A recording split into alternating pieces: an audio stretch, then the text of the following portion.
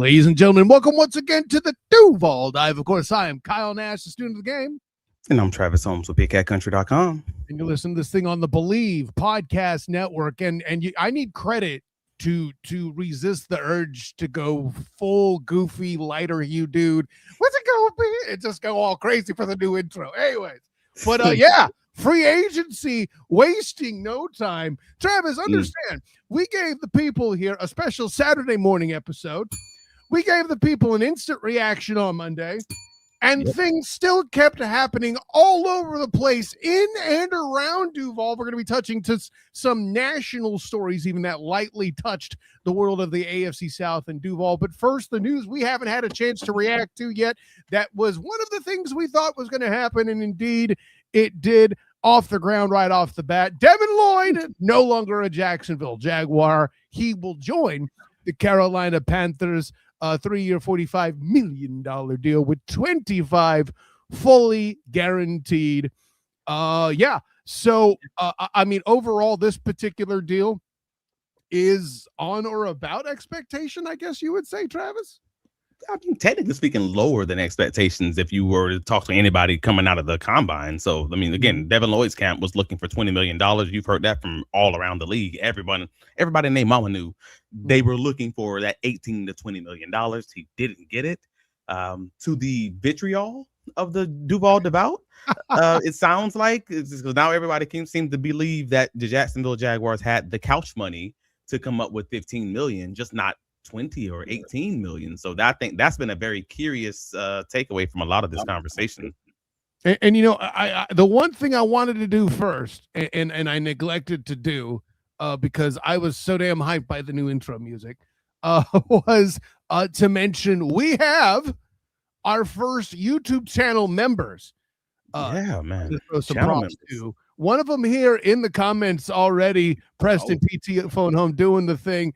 And then, of course, Brian Foster, thank you. And then Zenith was making noise. I noticed you had the green marker on your comments when we did our instant reaction to Travis Etienne. I didn't know what that meant yet. Travis told me after that show, hey, we have some members. And that green thingy means they're members of oh, really? So, guys, your support continues to overwhelm me. Like, I'm not – don't listen.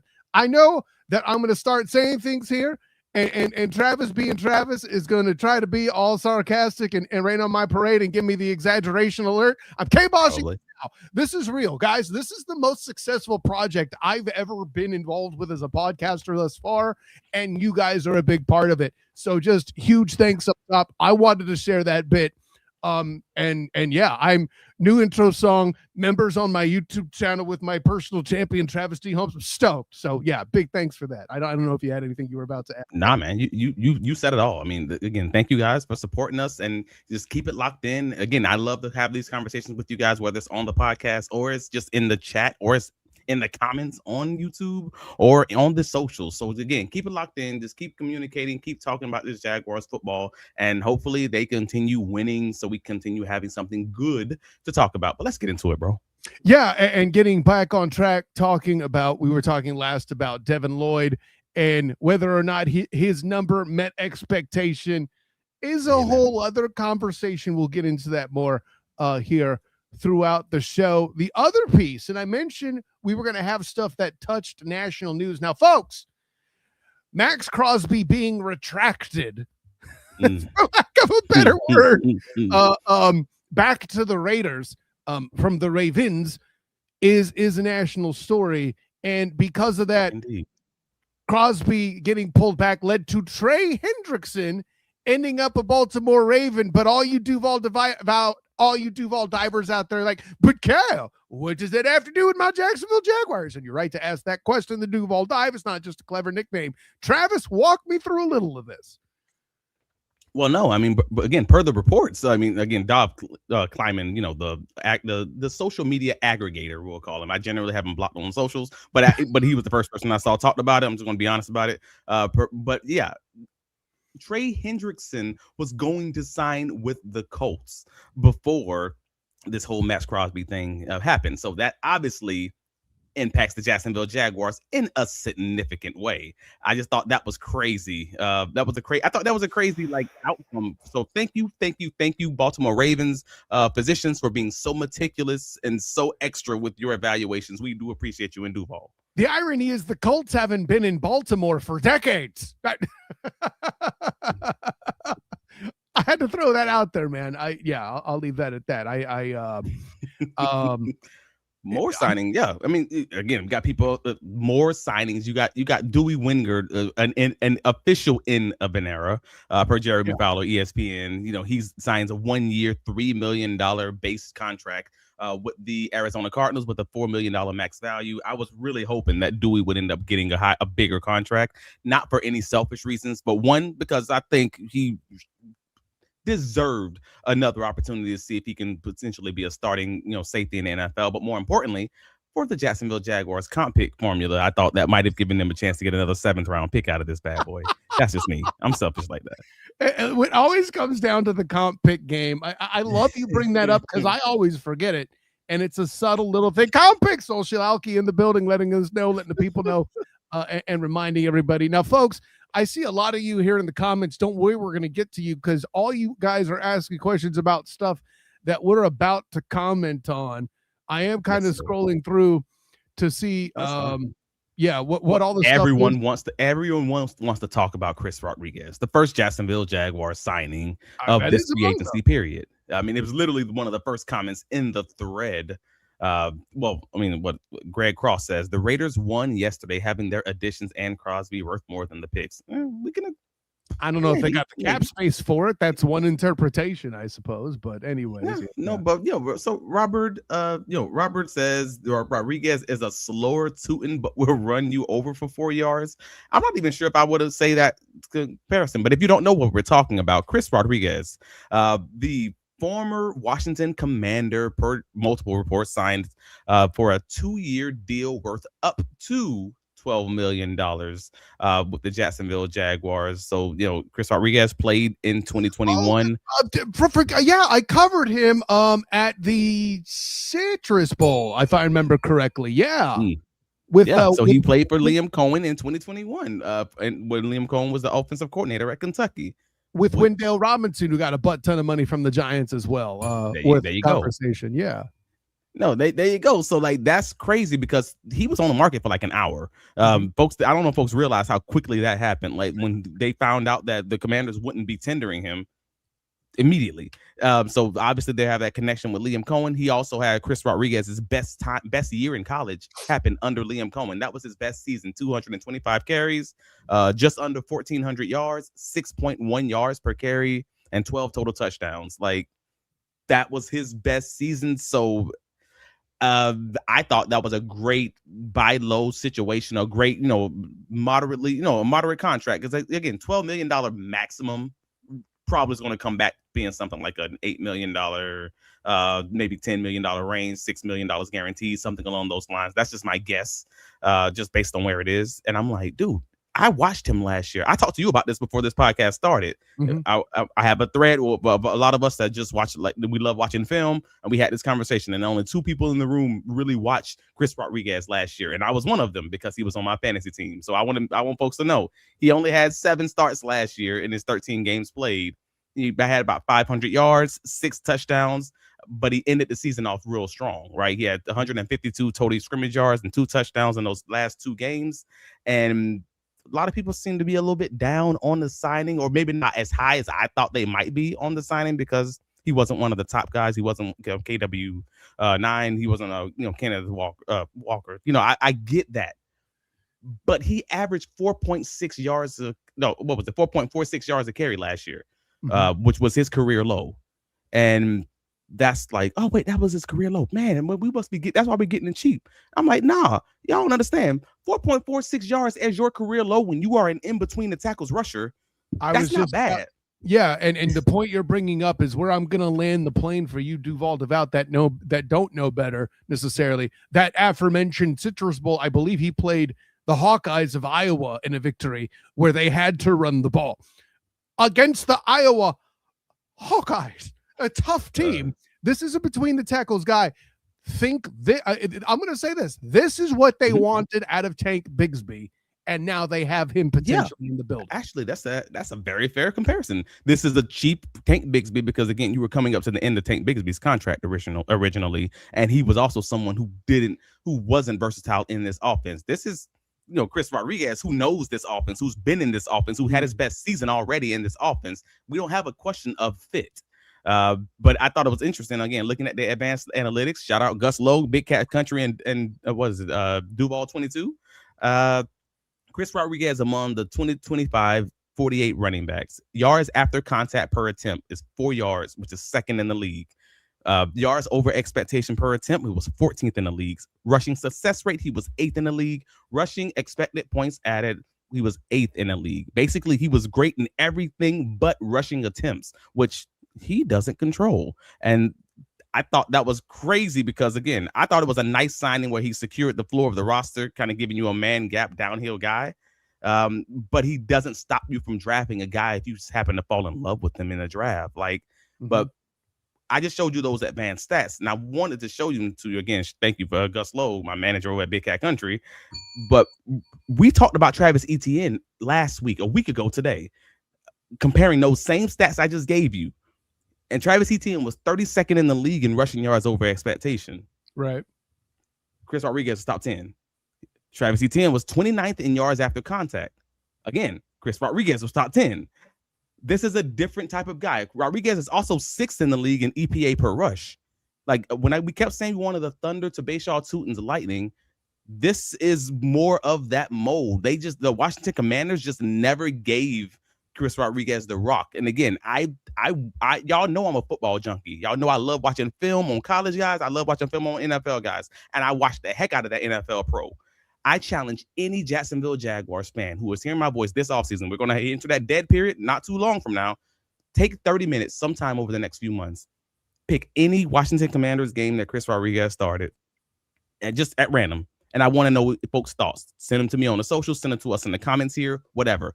Watch a whole game, but only on their offensive possessions. And tell me if there's not any moment in that game when you put your hand to your forehead and just be like, dude, what the heck are they doing when they would go away from Rodriguez when he seemed to be cooking? Like, it just felt like that they were just trying to tank, and the film and the advanced analytics supported. That's where I'm landing on it. And I'm not going to say taking doesn't happen in the NFL. It's a lot less.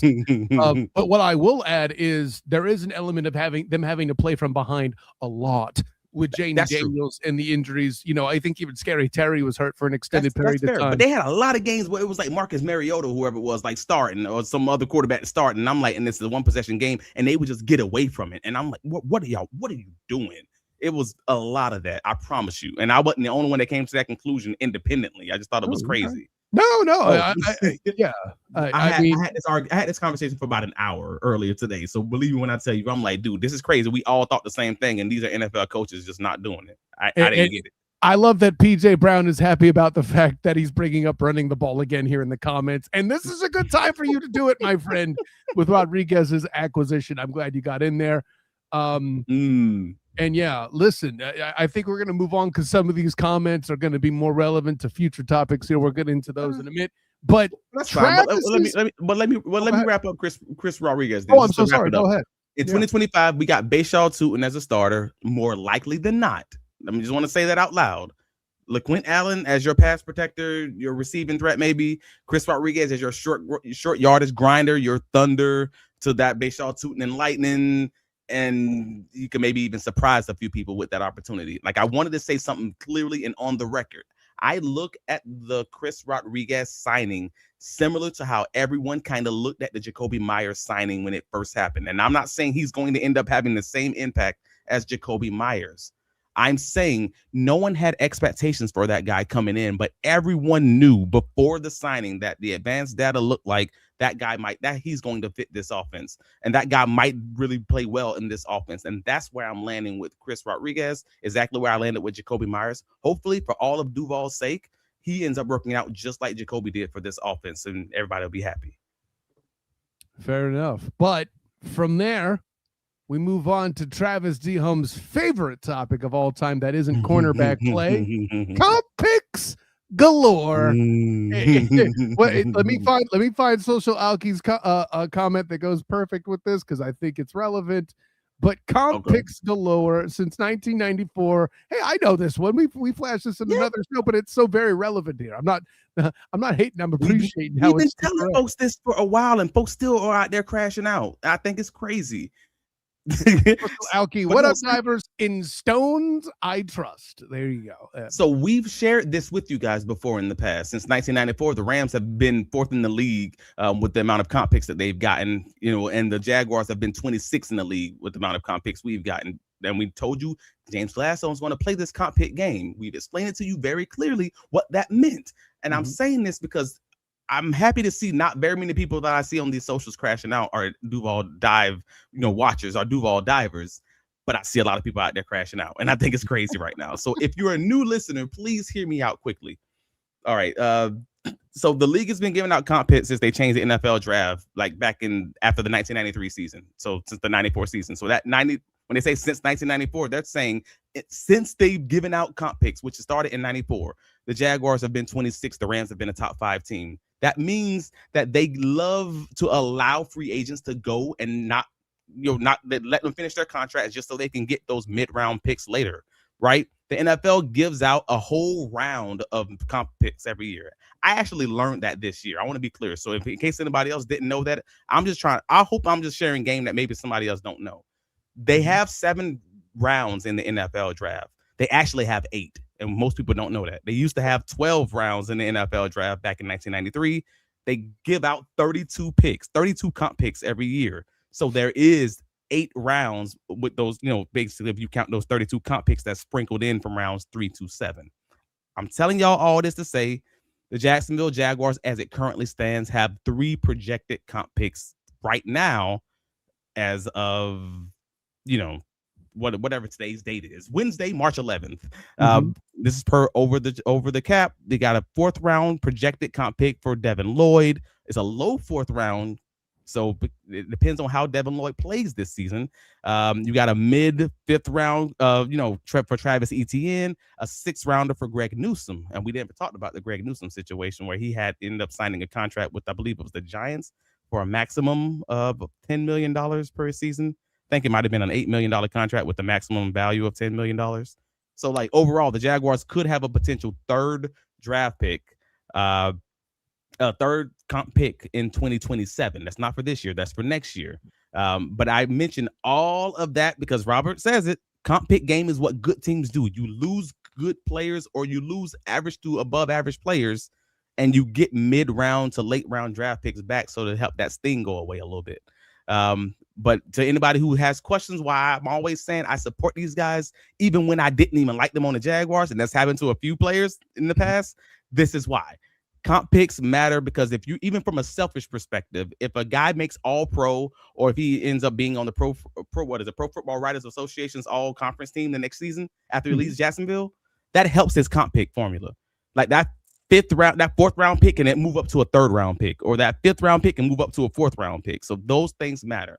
Again, I ain't trying to talk y'all head off about these comp pick things. I want to make sure people know where I'm saying you should support Travis Etienne even if he's not wearing teal, as long as he's not playing against the Jaguars. Support Devin Lloyd, support Greg Newsome, even if it's just for selfish reasons, because you want the Jaguars to have higher potential picks next year.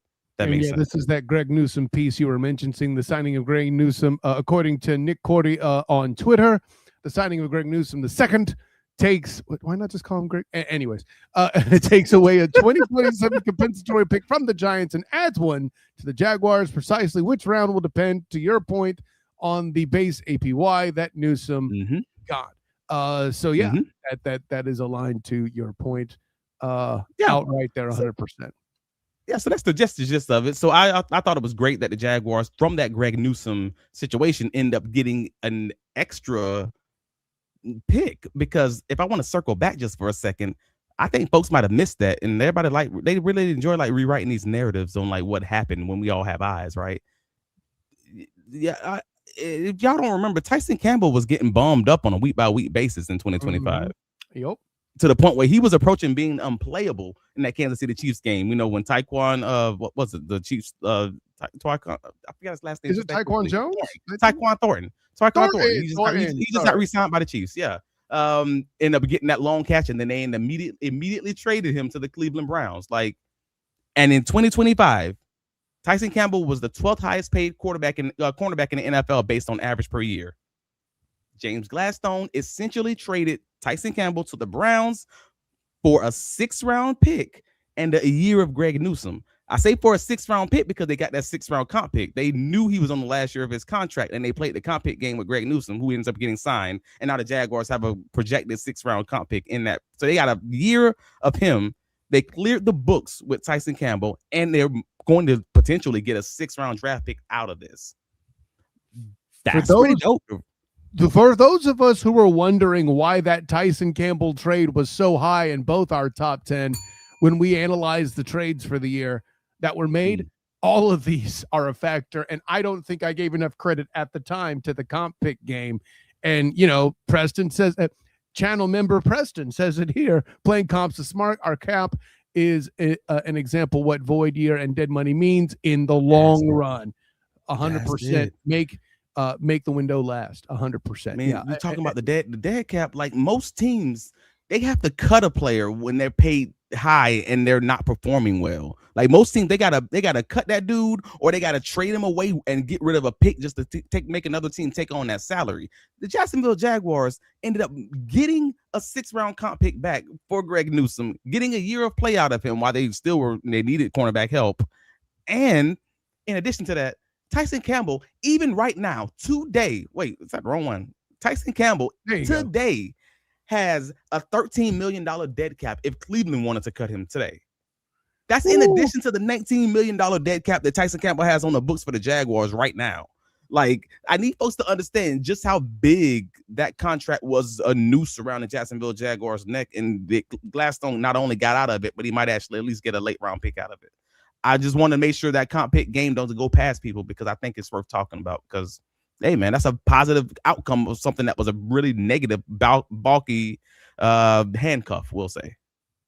And yeah, I don't think there's a better way to put it. You mentioned the bulky handcuff. I couldn't help but notice Gabe Davis's number there. And I'm not saying, man, listen, I love me some Gabe Davis. We love Gabe, though. Yeah, that's just, I mean, good, he's getting paid, but it's unfortunate that the Jags are still dealing with that on their. The Jaguars don't have good luck with UCF players, man. And that sucks, because y'all see the UCF jersey in the background. That hurts my heart, bro. Whether it's Blake Bortles, whether it's Gabe, Mike Sims Walker got hurt, like that injuries took him out. Like, goodness, man, we don't got good luck in Duval with UCF players so far.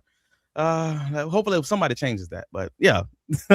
Either way, we get what is the main thing we're here to talk about today, sir? Like, I think, well, hubba honey, money. Who do you trust? That's it. Where the trust is the big part of this. And of course, some of this conversation is had by my personal champion, Big Cat Country, involving who do you believe the Jaguars' trust problem after Lloyd's departure. And here's where I need you to catch me up a little bit, because I'll be honest, between my work with Locked On UCF and trying to keep up with them and sneaking by Cincinnati in basketball here, being actually relevant in the Big 12 tournament, my coverage of the Magic, all this other stuff. And oh, by the way, baby boy had karate last night. I didn't catch every single thing that's been going on in the social space like you have. What's the big conversation at this point? So this is what I love. I love being a part of the Big Cat Country team, because then we get to talk to fans all day. I love being a part of this community with the Duval Dive, because you guys talk to us and we talk back on all these different socials. So I get to really understand in all these group chats and Discords and Reddits and everything else what people are arguing about. And across the fan base, everyone's having the same 3 arguments. Do Jaguar fans trust Anthony Campanile to rebuild this defense without Devin Lloyd? Does Campanile himself trust Devin Lloyd to repeat his all-pro performance? And is that why he's no longer playing in Jacksonville? And are fans already fully out on James Gladstone? It's about trust, man, to the point where we had to have that article on Big Cat Country, because the Jacksonville Jaguars fan base, the Duval Devout, you guys out there, are having some wild takes. And I'm going to be honest about it. And out here, I'm a 13-win team. Yeah, exactly. Well, first of all, the point was made, and I'm going to give credit to another show that does an excellent job, and Locked On Jaguars, the squad show. We've had people from that show on this show, right? T. Wiggs, Marcus Ogden, and of course the great Mia O'Brien. We're all having the conversation just this week about how bad teams make swings and take swings for big money dudes in free agency because they just need them that damn bad. The Jags aren't here right now. And listen, I'm not mad at fans who want a big name because it's fun. I'm not even mad at that part, right? But there's so much there's varied takes here. We showed earlier with Social Alki in Duval We Trust that we have Steve Kolinick in the comments. It's not coaches. A lot of the Jags don't trust the owner, especially when he refuses to spend money on good big name players to stay here when the Jags even have the cap space. Khan lets everyone walk. First of all, I don't think Khan signs the players. We've shown beyond a reasonable doubt here that Littlefinger was led to run amok. I mean, Trent Baalke, for those who haven't figured it out yet. While Khan is over here just letting it happen. Okay. So if you're going to put it on somebody, it would have to be Stones, EVP Tony Pacelli, first and foremost, I'll leave with that. And it's okay that you don't agree with what happened with Lloyd. I'm not saying you're a bad person for thinking so, but yeah, I don't think Shad Khan has that much to do with that here. I gotta say this, bro, and I don't know of a better way to say it, so I'm just gonna get it out. I'm gonna keep my language good because I don't want to have the explicit E on this podcast this week. But this is where I stand on it. I'm not cursing at the people. I'm talking with the people. Hey, you are. You are not going to be able to free agency your way out of a draft problem. Let me say it again. You won't be able to sign your way out of a problem that resulted out of an inability to hit the right guys in free agency. Mm-hmm. It's a basic math problem. So like you signing the wrong guys in free agency and then structuring those contracts in negative ways for the health of your organization is what got the Jacksonville Jaguars in the spot that they're currently in. Thanks, Trent Baalke. We knew about that for years. We talked about it at Big Cat Country for years in articles. And now folks are running scared in these streets because they're scared of putting the future of the franchise on rookies and second-year players in development because we ain't seen development in Duval in forever. I think that's where a lot of this comes from. When I say trust, I'm not talking about trust from the fan base to the coaches, trust in the fan base to the GM to getting the right guys. I'm talking about that's where this trust is broken, but it's broken on previous people. Like it's vast majority of it's trauma. I think you're describing, right? I guess it's some level of PTSD. It's whatever you want to call it. Like trust is earned, but I feel like the people on the field, they've earned this trust with 13 wins. I gotta step in. No sooner do you use the PTSD than storm the desert in the comments. Jags fans got PTSD for pass management. People questioning management still instead of trusting it. That's it, man. But the vast majority of the top players from this Jacksonville Jaguars 2025 class are probably going to have much larger roles in 26. And some of the guys are just going to be making the field for the first time just because of their injuries. And you got as much dead cap and as much inflated contracts for guys who may be average to maybe above average. The only way to get out through that is through it. You got to go through the draft, bro. Like that's what it is. So you got to get used to being a draft and develop team. They told you this clearly in those words in pressers. And folks ain't hearing it. Like media's not hearing it, fans aren't hearing it, and that's what I'm trying to say. They're only going to have key free agent additions in certain spots. Like most of those acquisitions are going to take place in the trade when they know they have a glue guy that's coming in. That's sort of like the Jacoby Myers situation. That's where this is. But again, you cannot free agent your way out of a problem that resulted from bad free agency in the first place. That's Trent Baalkeism. That's Tennessee Titans. That's what they're doing right now. Bad free agents beget bad free agents. Exactly right. Now, here's the free agent I will back the Duval devout on for those that want it to be 100% fair on both sides, because everything you said, of course, champion, is absolutely correct. And I know I've said on this show that it won't happen. Before you say it, no, I'm not bringing up Trent Williams, Travis, settled out. But I am going to cite Jalen Carter, okay? I don't think it's going to happen. But if it does, it's a whole different thing because the Jags are that thin at that position right now. One could argue that that defense is a defensive tackle away from being a top 5 NFL defense.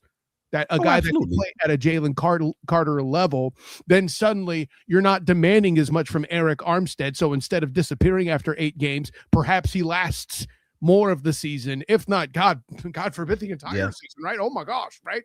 You won't have to load manage him to the same extent, which, by the way, I was talking about Eric Armstead and load management going back to the Doug Peterson, Ryan Snyder, Ryan Nielsen era, for goodness sake, right? So all of that is a thing in that instance with that. I think that's different because the cascade goes everywhere else. We've talked about it on this show, Travis, that defensive tackle will then make more vibrant and more dangerous Trayvon Walker and Josh Hines Allen by extension. Dennis Gardeck becomes even more dangerous. Believe that. Okay? So all of the above, and I'm not even done with, what about Foya Luakin, who doesn't have people running at him from the second level because Jalen Carter demands a double team basically every down. Okay. Yeah, but he's got to be available. That's how I talk.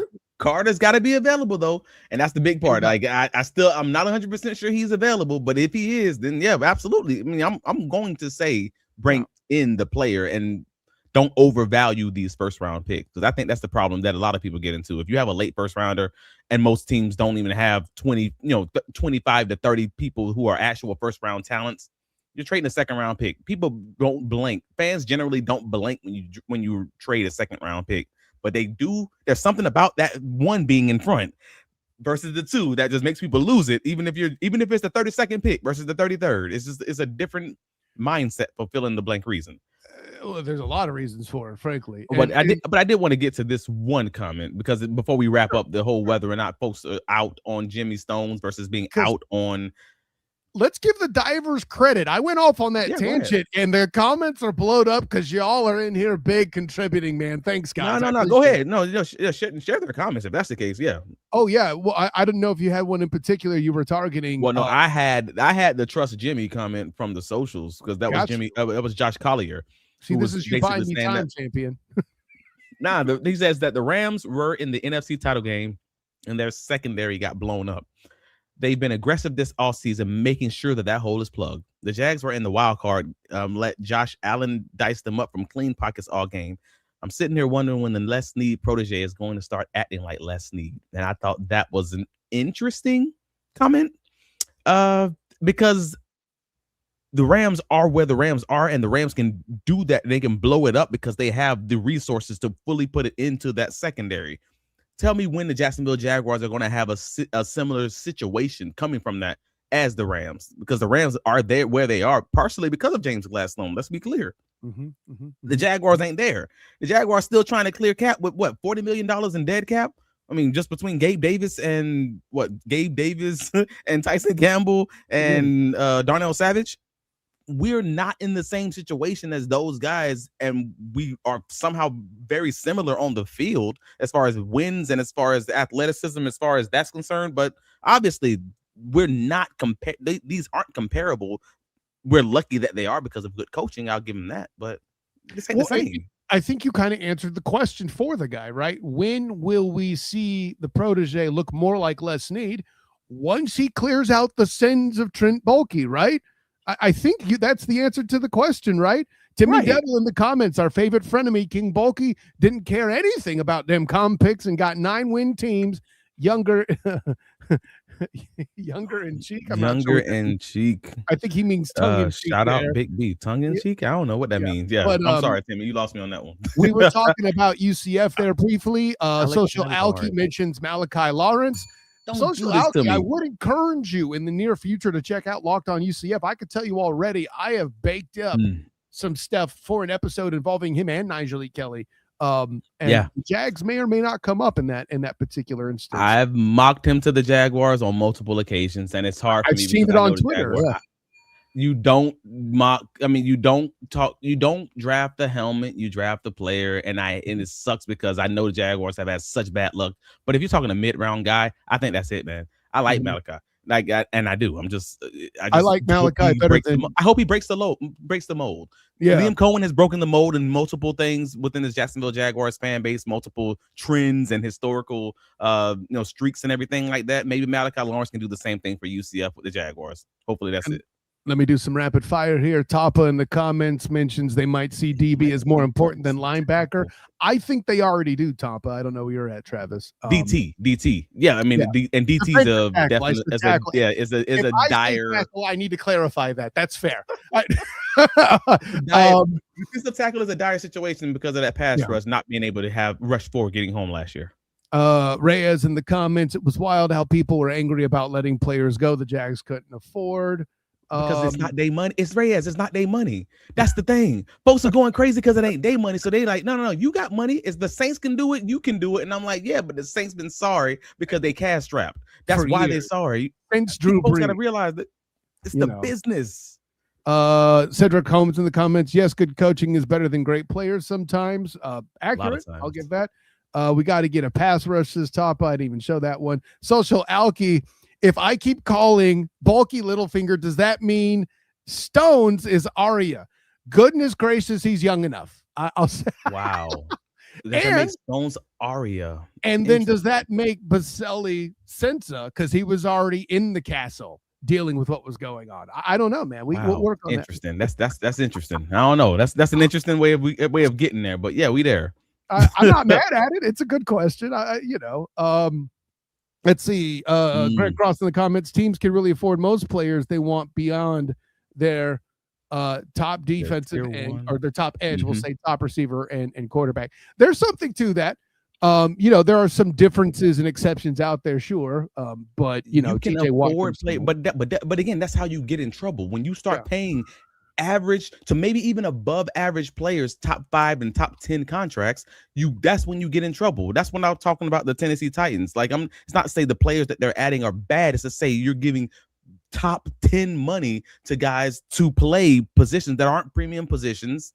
To just you're going to have to draft your way out of that problem. There's not enough free agents in the world. Like you might have a 1-year bump, but you're going to start struggling in year 2, year 3, year 4. That's how this works consistently. And we can look across the NFL, across NFL history to share that information. Like most teams don't stay good consistently by just being the top spenders in free agency. And we have a lot of data to back that up. Correct. And listen, I can tell you personally, covering a 5th and 7th rounder when I was in the Super Bowl in Phoenix. What was that? 57 when they beat the Eagles. And they were getting guys that had turnovers as rookie 5th and 7th round picks in their secondary participating. Just take that for what it's worth. Tapa adds in that offensive tackles to Cross's point, that offensive tackles are also an expensive position. Yeah, that's what the textbook says is the second highest paid guy allegedly is left tackle. Everybody want the big people. They won't. That's what thing that we haven't seen because we've only seen one signing in Jacksonville so far this free agency and as far as trades and or signings. And none of them have been the big guys. None of them have had the beef. And I'm just like, dude, big people cost big money. Unfortunately, whether that's inch, maybe paid by square inch. Jesus, yes, that's probably accurate. Paid by the pound. That's it. So at the end of the day, the offensive linemen, the defensive linemen, all those guys, even the edge guys, they cost the most money. And the Jaguars have been in multiple, conversations. Talking about whether or not they're going to be able to make one of these trades, for whoever, or even sign guys like John Franklin Myers. It didn't happen because they also are limited in what they can't overpay for guys. They don't have the money. Not like that. Well, and I think this goes to a point here. Ron Beaudry in the comments. I made a comment earlier on a different pod, and I said I think our backups are going to be good at linebacker and running back, which, by the way, is proof the GM is doing the job if you have that confidence. And Ron, I think you agree. I think you are an in Stones We Trust guy based on reading this. And someone texted back and said, "Bro, we need veterans." And listen, there's something to be said for desiring veterans on a roster. But with the linebackers, I know why you're hurting, Travis. I have you on this one. You go ahead and get your headache right. But if you're talking about linebackers and veterans, I'm not saying you are, Rob, but this person, if you're talking about linebackers and veterans, you have Foye Oluokun, the most underrated damn linebacker in the bleeding league, and it don't get more veteran than that. We're having father time conversations about the guy. Now, if you're talking about running back, cool. but stat research, conventional wisdom after stat research and conventional wisdom tells us that the easiest position consistently to integrate into any NFL offense is the bleeding running back. So if there's a place you don't need vets, it's running back. I'm just saying, partner. We are having the same conversation over and over every year. This is Groundhog's Day. This is the same conversation we had about the coaching staff just a year ago. Not even a full year ago. I'm sorry. Well, no, we're in March now. So just over a year ago now is we're having the conversation where they had about the coaching staff saying, we need older people. We need somebody with a little bit of time in the game in case things go wrong. We need people who don't, if the locker room goes crazy, people who are seasoned and everything else. And they hired, Ron Miles, who was one of the first people out of the door following the season as a secondary coach. I mean, he had 20 years as a DB coach in the league and is no longer here. And they went with a younger guy right after that because these are guys who want young people in the locker room, whether that's as the players, whether that's on the coaching staff across the board. They want guys who are forward thinking and willing to kind of just be coachable and just fly around and break stuff, if that makes sense. Like so young in this game that I don't even know that I'm not supposed to be here, if that makes sense. I need the cheap labor and I need the high price labor, and I don't need anything in between. I don't need a $15 million linebacker. I need a linebacker that's $3 million or a linebacker that's $20 million, and I don't need nothing in between. And if he's $20 million, he's gonna be elite, if that makes sense. And that's how a lot of the good teams do it. It's the elite guys and then a lot of cheap labor and nothing in between. So, actually, speaking of that, can we just talk about the rest of this free agent market? But we'll get to it. I want to go ahead and get through the comments here. Of course, I had to shout Drew Willingham, Sotoba Media in the comments, letting himself be known. Welcome in, sir. Our first stop and outlet there, too, as a podcast on YouTube was with Sotoba. And for those who wonder who made the graphic for our outro, that too was Drew Willingham. So we got to give him his flowers on the topic in question there, man. So thanks for coming in, Drew. 100% good to hear from you. And so many you guys are awesome. Ron mentions that he said no to that responder, saying he trusts in the coaches, develop players. Reyes mentions you paying coaches. That's what you need. I don't need veterans when I got coaches. And then Reyes in the comments mentions that RB is a place where you don't spend. I don't think that's anything new. We all agree with that. Yep. I think PJ Brown makes an interesting point. The fact that Eric Armstead has not been cut makes him believe that they draft linebacker before defensive tackle, which is interesting. I don't know that I agree 100%, but I see where you're coming from. This is the same fan base that cheered for Coughlin's first departure. Pay them no mind. Send them Daryl 45. That's a fascinating point, actually. That's rough. Greg Cross mentions rookies are a 1-4 proposition. Here's the thing: in order to get over any missed signings, whether we're talking Walker Little or even, and I'll even keep one that might be deemed a missed signing by this front office, whether it be, Walker Little or De'Ami Brown at this point, you still need rookie salaries to set the floor to counteract those with the cap. So that's basically why they're there. I mean, that's the short version. And rookies might be a 1-4 proposition, but you can also move off rookies real quickly, especially the late round ones. I mean, a lot of the teams churn and burn those guys anyway. They just want to know what the traits are and kind of keep moving. So exactly. 1-4 might be 1 in 12 in the same roster spot that just keeps churning throughout the year. Mm-hmm. Gladstone, Storm comes in. Gladstone filling homes with floor raiders. That way they're not reaching on need in the draft. Yep, exactly. That way, I think he meant floor raisers. Okay. You're probably more accurate. Yeah. That way they get who they believe are the best players. Yeah, exactly. You got players, not plays, all that other crap, 100%. So I thought, they're trying to, the free agents are normally the floor stabilizers, and then the guys in the draft are the kind of those guys who are the ceiling raisers, who they believe in have the best potential. I think Robert's comment here is the core of the question being asked. Lloyd played 1 year with a defensive coach that made a 27th ranked defense look good. Now, let's be clear. 27th ranked had a lot to do with Ryan Nielsen making it a hockey team. Let's be fair. But you weren't out on Lloyd. You were skeptical. I was out on Devin Lloyd. And you were out. Oh yeah, dude. You remember how harsh I was on him in the offseason, I hope. Yeah, happy to be made a fool, but if nothing else, give the Jacksonville Jaguars credit for giving them A, to a team they won't play this coming season, and B, doing it with a guy that they sold high on if he does regress back to the mean, right? Yeah, but I think folks are just bored. Folks, it's the combination of factors. It's trust. Yes, it's PTSD, but it's all that going on at the same time as folks being bored in off season, because folks forget Travis Etienne entered 2025 with rumors about the team not being interested in RJ Harvey. We have literal articles in The Athletic that says the Jaguars were going to draft him before the Broncos did. We knew they were interested in Ashton Genty. They end up drafting 2 running backs this season, and then folks still freak out when Travis Etienne ended up leaving after the season. Like, the same thing applied for Devin Lloyd. He began 2025 as a co-starter with Ventrell Miller in week 1 of the season, and that was after 3 years of inconsistent play. Yes, some of it had to do with Ryan Nielsen, but the point still matters. To then talk about being a top 4 paid interior linebacker. He is literally the 4th highest paid interior linebacker in the NFL right now at $15 million a year. And folks are like, the Jaguars could have figured this out with the money. Y'all act like it's your money.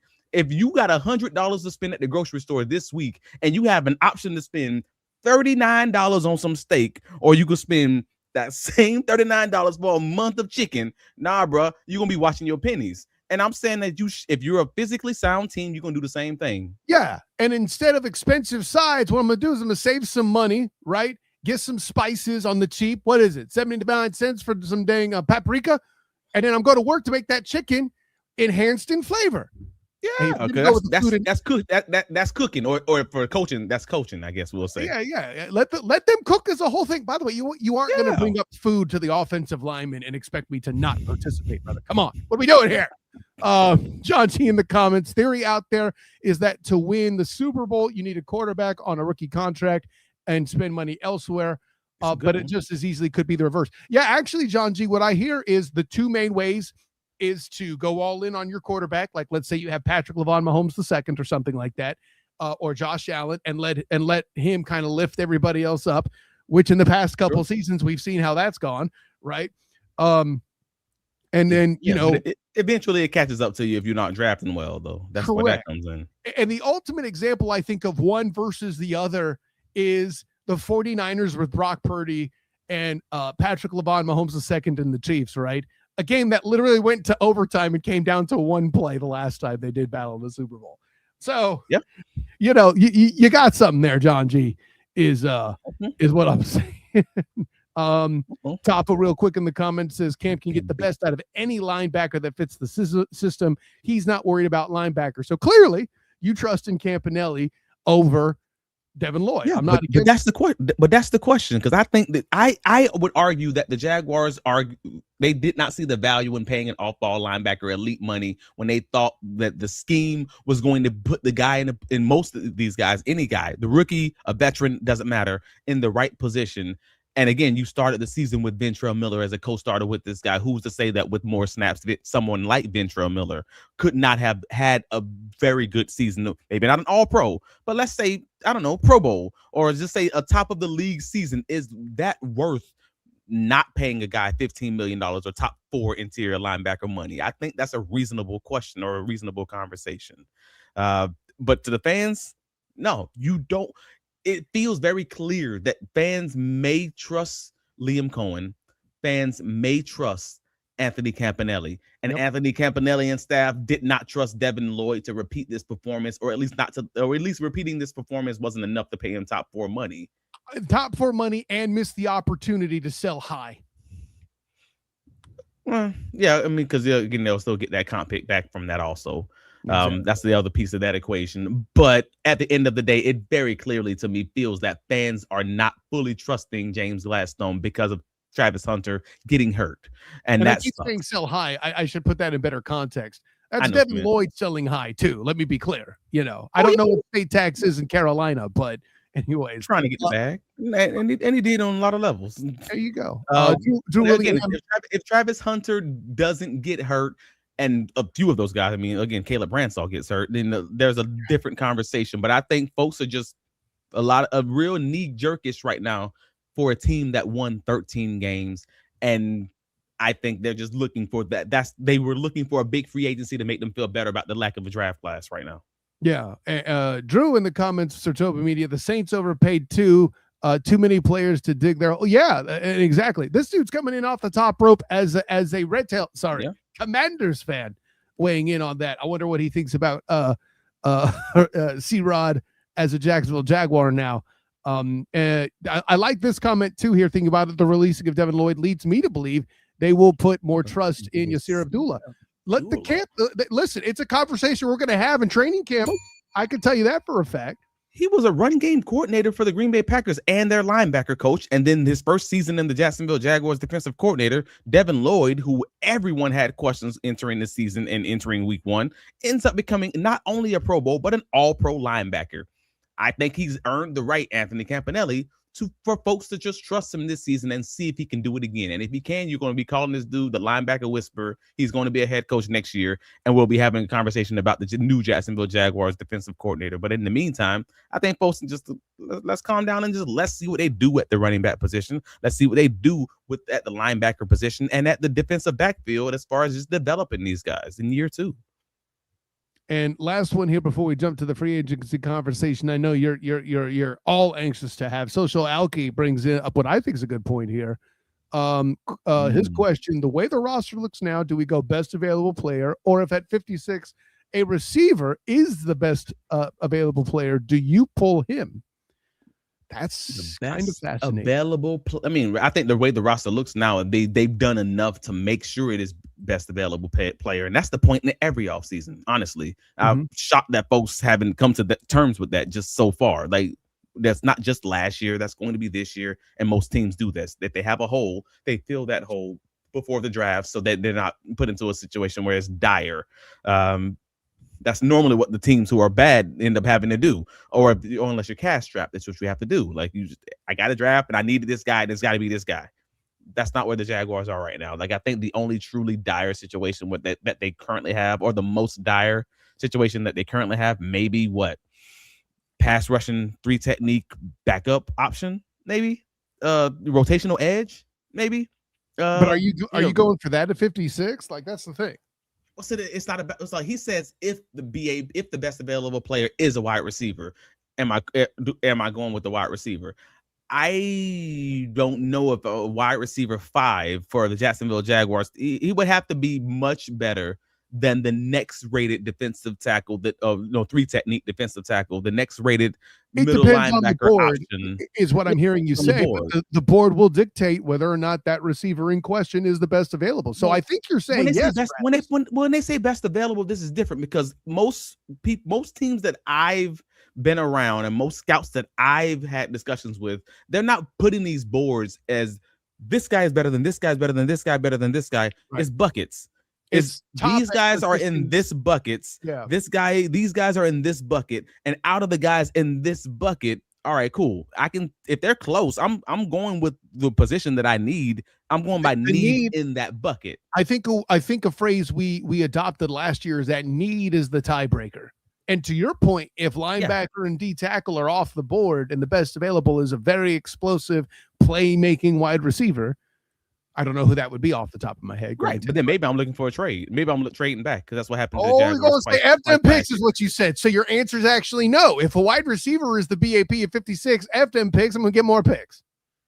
It depends on, like, if it's a receiver and he's just that much better than everybody else, and I don't have an option and I got to pick in that spot, then I'm going to receiver. But I don't see that being the case in most of these situations. I just feel like it's buckets. I'm going to find the best guy who I have in those positions that I need. If they're not available, I'll trade back and find the next guy in the next bucket of guys. Greg Koss and I are going to be friends. Best available players, safety, offensive tackle, or maybe nickel in the draft outside of the top 20 picks. I hope you're correct.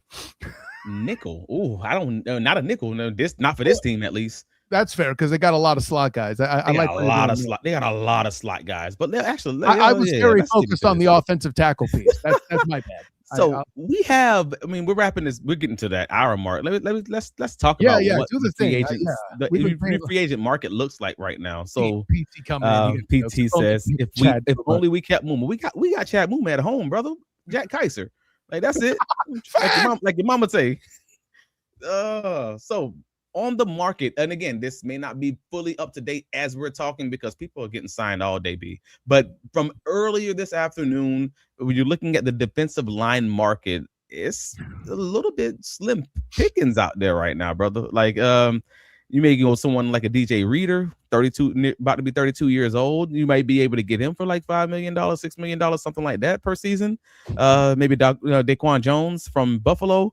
Like, I don't know, like Ashawn Robinson just signed recently, early this afternoon. I remember seeing him jump across the ticker. So there's not a lot going on out there, especially if you're talking like true 3 technique guys on this. I do like Daquan, but to your point, he is older. Yeah.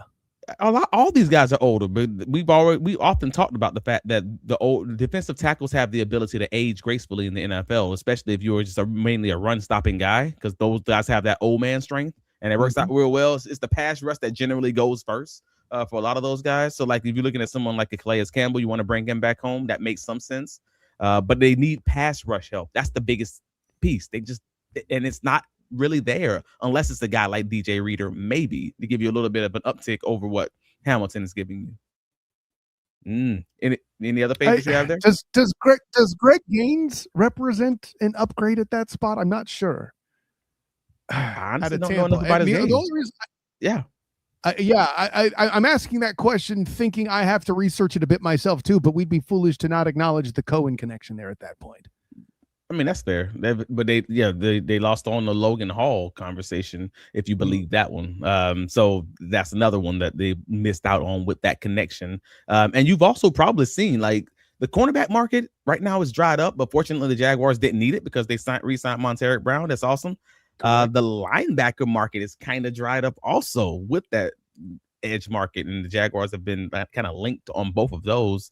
The linebacker market, again, losing Devin Lloyd. So then, Leo Chenal is already off the market. Again, a lot of the big names that we originally kind of talked about. So, like, you got the Bobby Okereke. I'm trying to, like, who out there as someone who you think can be a solid middle linebacker versus just going with the draft or just going with Ventrell Miller, which you already had. Again, you have the promise there. You may just want to just give it to him and just add a rookie to that conversation for the cheap. Like, I don't know if there's anybody here that sticks out. You mentioned Miller. Kaiser, is still a factor. Maybe he'll develop. We're not talking at all about your guy McLeod. Still, Jalen. Thank you. I couldn't remember his first name. He's still a factor. There's still, like, I think it's funny how little we talk about the linebackers we're still unsure about that could still be plot twists in the upcoming offseason in training camp. Right. The Jaguars can have another 5, like, people who are, like, legitimate contributors or even, like, more than that just because of how many people they had hurt on their rookie class last season. So we just don't know what we're going to get from those guys, which is a great situation for Jacksonville because they're unlikely to be injured 2 years in a row, which means it's almost like you're getting your whole draft class and a half because you're getting what you didn't get in 2025 from that draft class. But then, so we got Jacksonville poking around the edge market. That's the last one that I really want to talk about. Despite having Josh Hines-Allen and Travon Walker both in-house. With Gardeck re-signed. I just figured we take a quick look at the best options available there before we wrap this bad boy up. Like, obviously the team seems interested in what's going on in the edge market for some reason with all these trade possibilities or all the rumored, Jacksonville's making calls about Trey Hendrickson or Maxx Crosby and all this. They're not doing that anymore, are they? My point is, if they're looking at edge, then these are the edges that just happen to be available. Hey, there's your guy Fowler. Not happy. I mean, I said Dante Fowler. I said Dante Fowler. I said Clavonche Son. That was just me, and that wasn't even because it was a Jacksonville link. It was just 2 guys I thought you might get for a reasonable cost to be your third rotational edge, but maybe those guys wouldn't be willing to come to Jacksonville to be a third edge. Also, there's some give and take there. I am curious about Ekubon with the Colts. I always thought he was pretty talented. I think his price tag is interesting. Yeah. I would consider that. I think Bose is just too old, in my opinion, to stay healthy through a season in Jax. In my opinion, both the Boses, and I say this as a Niner guy, I think I think the direction I would go is Ekubon personally, and let him, finish out, ironically, having success in the AFC South, staying in the division. I mean, again, I'm to a point where I don't want to say go to the draft because that's a scary thing, and I think that's been the point of this conversation. Is a lot of this conversation just revolves around fear. Like, this dude tells us that they're going to be bold and all this other stuff, and folks roll their eyes and they're like, oh, whatever, and they're going to be bold, and then they do something stupid like something crazy like trade for one of the best wide receiver and cornerback talents in the draft, and y'all like, oh, I guess they were serious about that. Or they just try to trade for whether it's they call around the league for Trey Hendrickson, or they're calling around for Maxx Crosby, or whatever it may be, and it's like, nah, man, it feels very much like they're trying to be bold. Whether or not they succeed is another conversation, but feels like they're trying. So I'm going to believe them when they say, hey, we're trying to build this thing, and we're going to take a few chances. We're going to break things and see what works, because we just want to do whatever's best for this organization. I'm with that. It's just folks aren't there yet, and I'm part of folks. I want to be clear. I'm there. I'm saying I want them to bring in a rotational edge 3, because I don't want them to have to go into the NFL draft needing a rotational edge 3 for the second year in a row. And that's from a place of fear. I probably shouldn't feel it, but I'm being honest about it. Maybe they don't have that same fear. Says Trev. Maybe they don't have that same fear. Maybe they're like, no, we're going to get this. And I think Walker being a bit injured as he was the past year was a factor. But with Gardeck being in the wings, them having some success with rotational guys this season, it is something to look up about. I like some success, but it wasn't enough. Of course. I'm not trying to say they were great. Clearly. I got you. Preston mentions in the comments, and I like how he said it. This sounds simple, but I like exactly what he's expressing here. When it comes to best available, it depends on how best that best available is. I think that's what you're getting. Man, Preston, no, that's no. Come on, I know you're not wrong, but come on. The problem with haters is they're going to hate, Preston, just to let you know. Drew in the comments, the three of us will need to lock in another episode soon to find out. He's trying to get us in on the In or Out Sports Debate Show again, Travis. I don't know if we have a spare Monday and we can come out there, but we'll see what happens there. Let's see. Going through here. You guys are off the chain, man. I love it. They are killing these comments, man. Oh, gosh. Yeah. Timmy says it though. There are no good edge 3s in free agency. I mean, again, I would argue that someone like a Dante Fowler is a good edge 3, but that's just me. I thought he had a really good season in 2025. Folks maybe you don't know his game, maybe you didn't watch it. I don't know. Social Alki in the comments, siding with you. I feel like we irresponsibly are forgetting about Ventrell Miller. Yeah, that's a good way to put it. Right. Folks viewed him and Devin Lloyd exactly the same at the start of 2025, and folks just forgot about it because I even thought Lloyd won. Ventrell showed me more potential on the off season. Like, I was so down on Devin Lloyd. It's hilarious. Yeah, man. But again, a 13-win team that with the defense that went from being one of the worst in the league, literally one of the worst in the league, to second in the league in turnovers, and a really good defense despite not having very much of a pass rush. Two comments. Oh, yeah. Yeah, go ahead. And 2 comments mentioning Strigo and Green getting their shot at edge 3. They both had their moments last year. Preston and Social Alki both. Yeah, this could be much like Montaric Brown broke out basically in this year's training camp until he got hurt in particular. But yeah, it's just as likely those cats can do the same if given the opportunity. I think that's 100% accurate. No, I think they're going to absolutely be good, and I think they definitely look like belong. But that doesn't mean I'm sitting on my hands throughout free agency or throughout the draft and not trying to raise the ceiling on that team, because 2025 let us know they were a team that won 13 games. They were also a team that lost in the first round of the playoffs to a team that probably shouldn't have been on the field with them. We can be 100% and say that. Like, I'm not saying you're wrong. I don't know that I'd go quite that far. What I say that was a lie? Well, no, but listen, here's the thing. I think you're a little too harsh on the Bills, but here's where I will respond, because listen, I can argue both sides of it as well, because in saying that, I'm also arguing against myself, right? What did I say in that post-game live, Travis D. Holmes? That it was Liam Cohen who was most responsible by not taking the points. I can't say that to a team that isn't at least as good, if not better, on the roster? I think the Jaguars were the better team. I think the Jaguars couldn't get out of their way, and also I think the Jaguars also had roster deficiencies that made it easy on the Bills that the Broncos didn't have. So from that perspective, I'm just like, nah, Jaguars should have beat that team and probably should have beat that team by 10 plus points. Josh Allen played worse against the Broncos than he did against the Jags. He played worse because they took the points, but you already said that point. Yeah, they played worse because Denver took the points early, and then Josh Allen started being Josh Allen. That's what happened. But yeah, I think a good thing to close it. Cedric Holmes says it best. Trust Gladstone in the draft process, and I'm interested to hear what you think about this part. In my mind, I don't know if we could already say he's the best GM we've ever had, but there is a path to victory where that does happen, right, Travis? The best GM we ever had. That's a podcast in and of itself, because I'm not 100% sure I can answer that one without more evidence. No, without more evidence. And by evidence, I do mean Gladstone's had one offseason in which he had a draft that half of those guys got injured. He's made a boatload of moves, 10 trades in his first year. 10 trades in his first year. I said it right. We had a whole podcast ranking them. So is he the best GM? Hasn't done enough. Don't got enough time under him.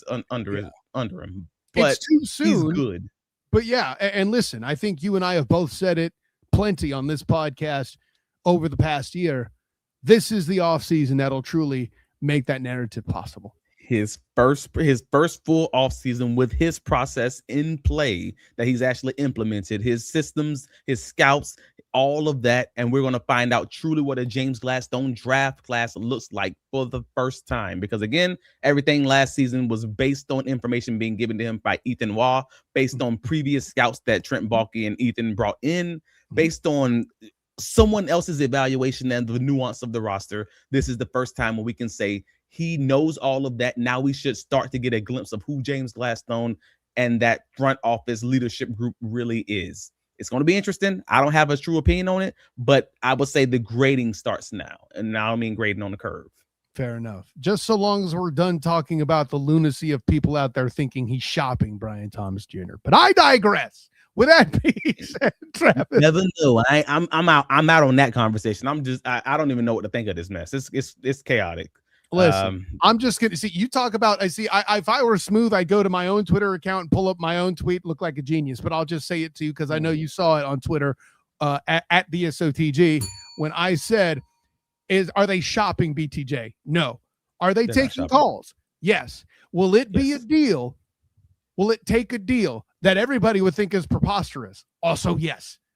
The money's too low on Brian Thomas Jr. Someone said something stupid. Someone said something stupid like, "Hey man, I think the Jaguars that's what it was. It was I think the Jaguars asking price is a second for Brian Thomas Jr." I said, bro, if the asking price was a second round pick for Brian Thomas Jr., then they would have gotten a second round pick last year at the trade deadline. Like that's an easy thing. Call. I like that a lot. That's an easy thing. They would have had it for this draft. Like, no, that's absolutely, that cannot be true. And if it is true, I am probably looking side-eye at these guys at that point. I'm gonna still give them the rope to hang themselves, but I ain't gonna lie to you. I am looking side-eye at them at that point. I'm keeping it 100. I'm gonna give the rope to them. Like that, I kind of think that's perfect. Yeah. So we'll leave it at that. With that being said, champion, go ahead and tell the people where you could be found, my friend. Well, I mean, you already know where to find me. If you listen to the sound of my voice on the pod right now, I see all of you guys with those eyes on us, man. Click that like button. That's the first thing, man. Click the like button, please. Feel free to comment on the thread. This thing is only growing because you guys continue to lock in, continue to engage, continue to talk to us, and we just do our best to talk back. So, hey, we are monetized on the YouTube side. If you're listening to us on the audio side, we continue growing because you guys keep rating and reviewing us there. So thank you for that. And we appreciate you. If you have something that you want to talk about, hit us up on the socials. Comment on that one of these, on our YouTube. We read all the comments. We comment back. Let us know what you want to talk about. We may even make it into a pod. This is the time of year for that, man. You want film breakdowns, what you want to talk about. Let us know. We'll figure it out. Hopefully it works out. And we got some mailbags coming later when we get to that dead zone, all of that. So yeah. Click like, bigcatcountry.com, read the articles. Even if you don't know how to read, I'm sorry, I pray for you. But also click the button. We're gonna start that trend. Whether or not you read the article, I don't care. Click the button so I get credit for you reading that article. I appreciate y'all there. If Travis gets enough clicks, for those of you that can't read, I will do an audio edition of every one of Travis's articles. Okay, that's what we'll do for you there, Divers. Right, man, we got to tell folks, man. I don't care if you like my writing or not. Hey, man, click the link. Let's start there, and I'll support you. You support me. I love it. But hey, man, BigCatCountry.com, the Duval Dive on X, on TikTok, everywhere. Just let us know where you can be found, brother. I'm wondering if our members should get special audio versions of the Big Cat Country articles that I narrate. Maybe that's it. Social alchemy, man. Audiobooks are available. Let's go. We'll figure this out for you. Of course, I am Kyle Nash, the student of the game. You can find me on Twitter, Instagram, Threads, and Blue Sky at the SOTG. Find me on Facebook as the student of the game. Check out my work covering UCF with Locked On UCF. I'll be recording on Friday night. Basically, I'm going to be making fun of all the Fire Johnny people. So look out for that. Johnny Dawkins showing him what it is over here in these streets in the Big 12 in basketball. Crazy stuff. So make sure you check out. Shouts to my guy, Mike Giddens there, who runs that show there. And of course, my work covering the Orlando Magic. I will be in the building when they face the Washington Wizards for the second time here in Orlando. So make sure you check that out. I doubt I'll see Anthony Davis nor their other big acquisition. Oh my gosh, I'm slipping the Hawk, the former Hawk. What's his name? Trae Young. There it is. I got it. Trae Young. I doubt either of them will be playing. Whatever. All these different sports. It's a hard thing to keep up with, Travis. But make sure you check out my work surrounding covering the Orlando Magic, who are on a tear. And last I saw, we're beating the Cavs and could make it another game in a row that they win with 8 seconds. They're currently up 5 points. There you go. Over the Cleveland Cavaliers. Take that, James Harden. So for my personal champion, Travis D. Holmes, this is Kyle Nash, the student of the game. Until next time, everyone, class dismissed.